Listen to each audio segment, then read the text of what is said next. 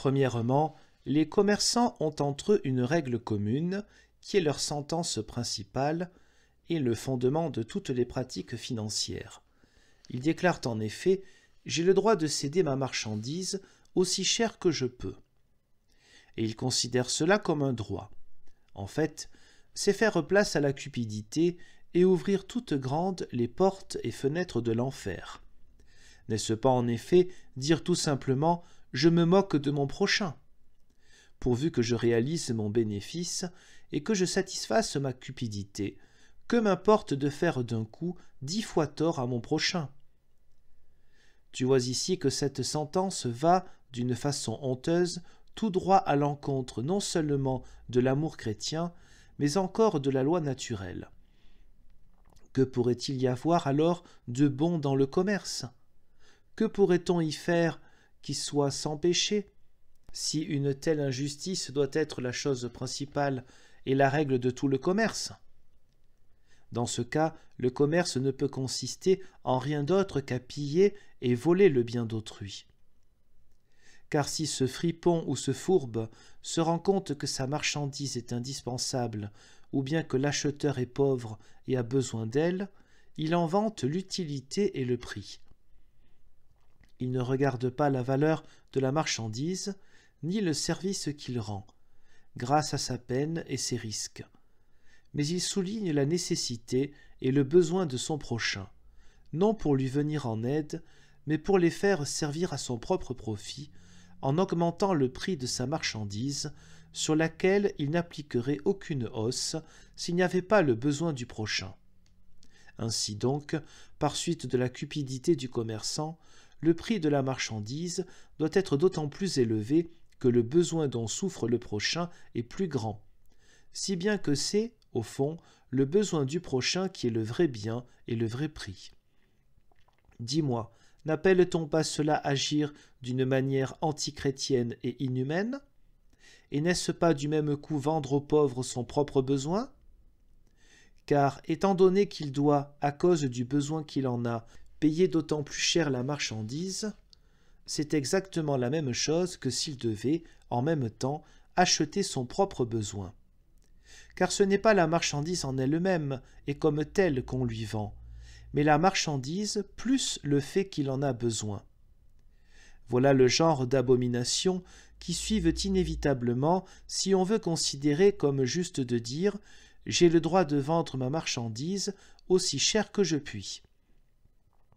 On ne devrait pas dire « j'ai le droit de céder ma marchandise aussi cher que je peux ou que je veux », mais au contraire « je puis céder ma marchandise aussi cher que je dois ou qu'il est juste et équitable ».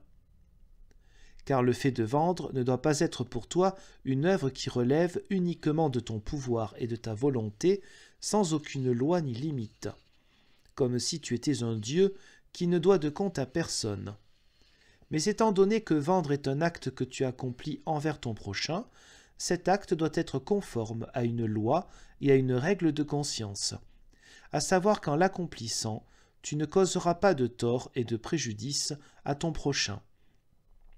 Tu dois veiller, bien plutôt, à ne plus lui faire de tort que de songer à réaliser un gain.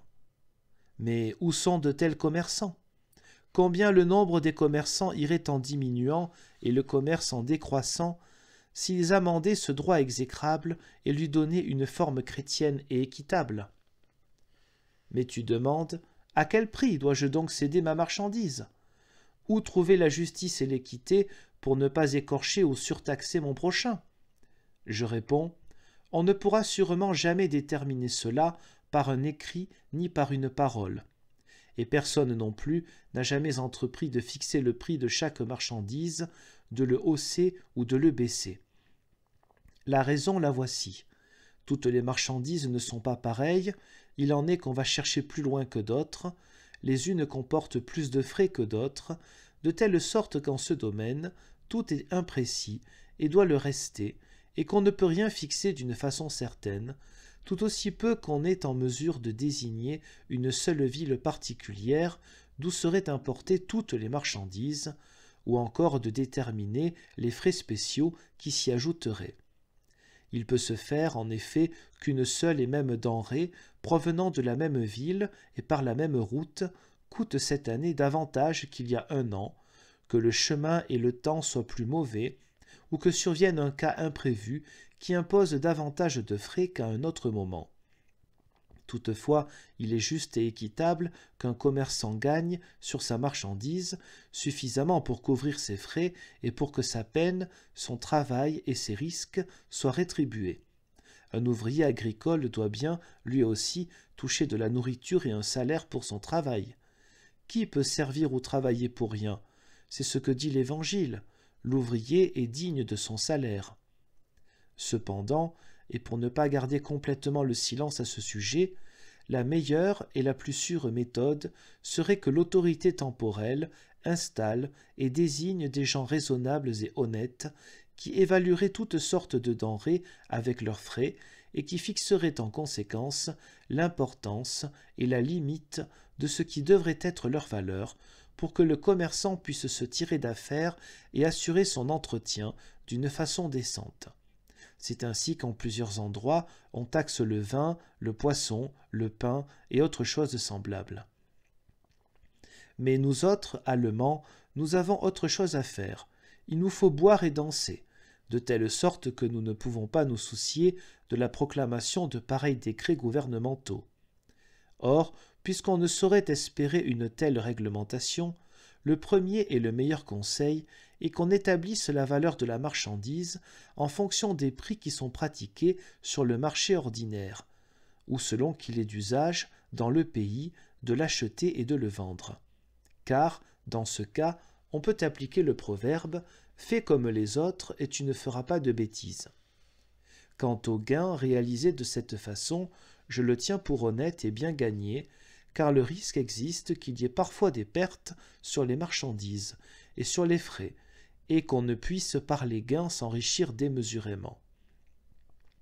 Mais si la marchandise n'est pas taxée et si elle n'est pas courante, et que tu doives en fixer le premier le prix, en vérité on ne peut pas, dans ce cas, en enseigner davantage. Il faut s'en rapporter à ta conscience pour que tu prennes garde de ne pas exploiter ton prochain et de ne pas chercher à assouvir ta cupidité, mais à acquérir ta subsistance décente. Certains ont voulu fixer ici comme règle que, sur toutes les denrées, on peut gagner la moitié, certains qu'on peut gagner un tiers, et certains encore autrement.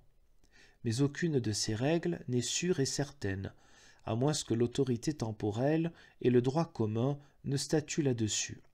Dans ce cas, ce qui serait fixé par eux serait sûr.